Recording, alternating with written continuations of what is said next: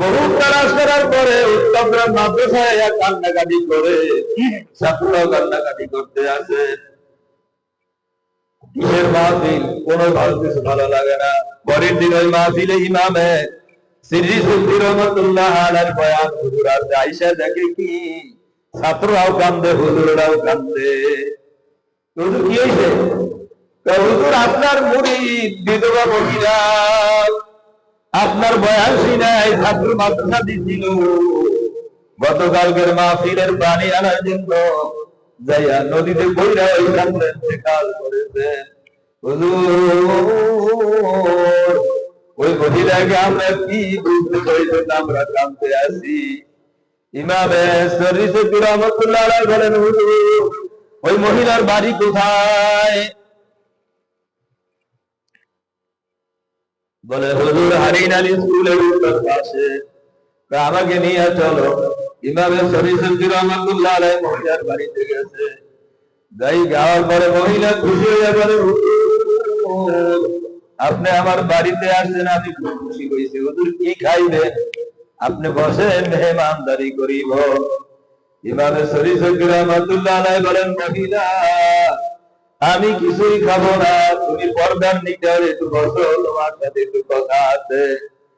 পর্দার কিনারে বসার পরে ইমামে সিরজি সুফি রহমাতুল্লাহ আলাইহি মহিলাকে বয়ান করছে। একজন সাহাবী জিহাদের ময়দানে গেছে, তার একটা সন্তান ছিল, ইন্তেকাল করছে। রমজান মাসে জিহাদ থেকে আইসা যখন শুনছে তার সন্তান মারা গেছে, শুইনা আবার কষ্ট নিয়ে আল্লাহর হাবিবের দরবারে গেছে। আল্লাহর হাবিব দোয়া করছেন। ওই সাহাবীর আরেকটা ছেলে হয়েছে, তার নাম হয়েছে আব্দুল্লাহ। এই ঘটনাটা ওই মহিলাকে ইমামে সিরজি সুফি রহমাতুল্লাহ আলাইহি শুনাইতেছেন, আর মাঝে মাঝে বলতেছেন, ইন্নাল্লাহা মা'আস-সাবিরিন,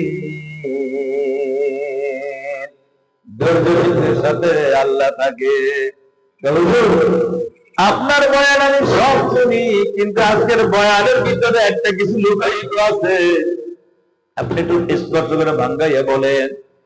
মহিলা আমি ভাঙ্গাইয়া বলতেছি, তুমি কি ধৈর্য ধারণ করতে পারিবা? বলে হ্যাঁ হুজুর আমি ধৈর্য ধারণ করতে পারবো। শোনো মহিলা, কেউ যদি আমানত রাখে তাকে ফেরত দেওয়া হয় না? বলে হ্যাঁ হুজুর ফেরত দিতে হয়।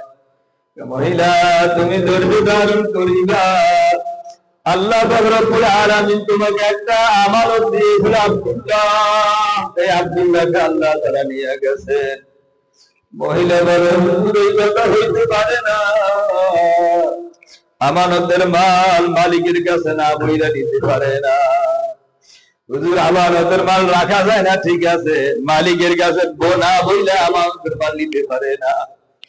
কেমন একটা কথা বলে, মারা গেছে তা হইতে পারে না, আমার সন্তান মারা যাইতে পারে না।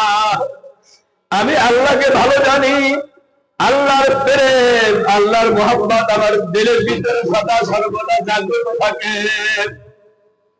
আল্লাহর মোহাব্বত নিয়ে আমার সন্তানকে মাদ্রাসায় দিয়েছি, এই সন্তান আল্লাহ তাআলা আমার কাছে না বইলা নিতে পারে না। হুজুর বলে পানিতে পড়ে ইন্তেকাল করবে।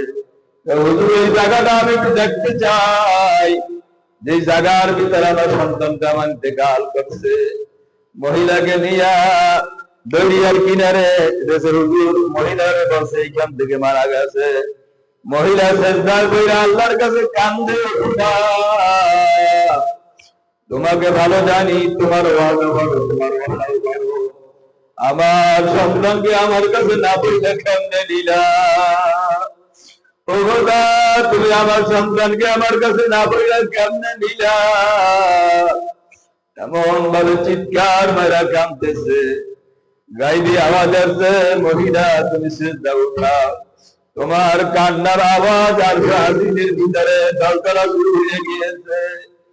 ও মহিলা তুমি ডাক দাও, তোমার সন্তানকে ডাকো। যখন নাকি মহিলা ডাক দিছে, তখন নদীর পানি পাক হইয়া তার সন্তান আব্দুল্লাহ নদীর কিনারে নিচে বইয়া কোরআন তেলাওয়াত করতেছে।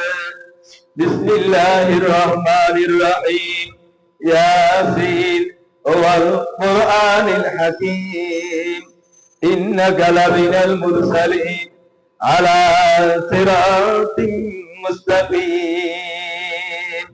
মহিলা বলে, ও খোদা, আমার সন্তান পানির নিচে বসে কোরআন পড়লে আমার মন পড়বে না, আমার সন্তানকে আমার কোলে দিতে হবে।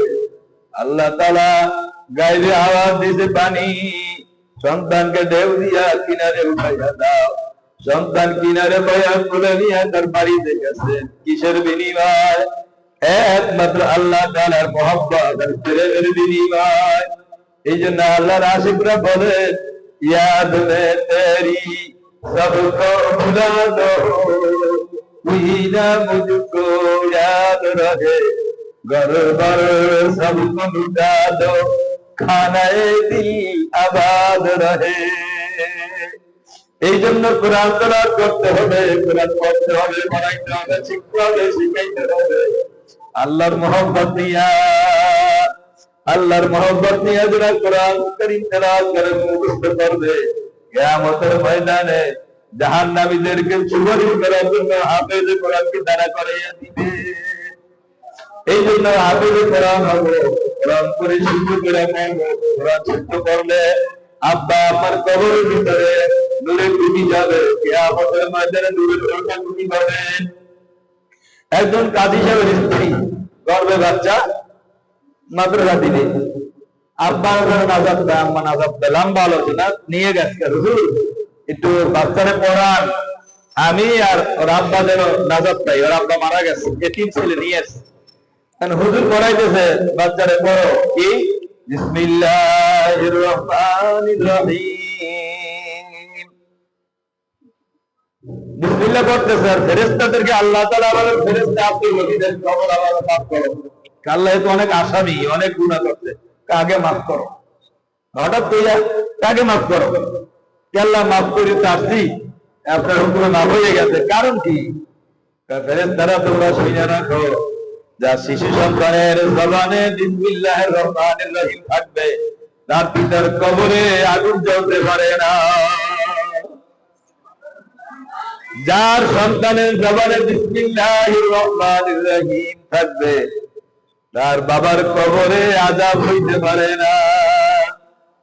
কিতাবের ভিতরে আছে, যখন নাকি জাহান্নামীদেরকে আযাব দেওয়ার জন্য ফেরেশতারা যাবে, জাহান্নামী লোকদের ভিতরে যাইয়া আযাব দিবে, কিন্তু এই ফেরেশতাদের গায়ে আগুন লাগবে না। ফেরেশতাদের যে দারোগা থাকবে, সে ওই যে ফেরেশতারা ডিউটি দিতে যাবে, তাদের কপালের ভিতরে লেখা দিবে বিসমিল্লাহির রহমানির রহিম, এই লেখা দেবে। তখন ওই ফেরেশতারা জাহান্নামের ভিতরে যাইয়া এক এক জাহান্নামীদেরকে আযাব দিবে, কিন্তু ওনার শরীরে জাহান্নামের আগুন স্পর্শ করবে না। কিসের বিনিময়? ওই যে বিসমিল্লাহ, বিসমিল্লাহর অনেক দাম আছে।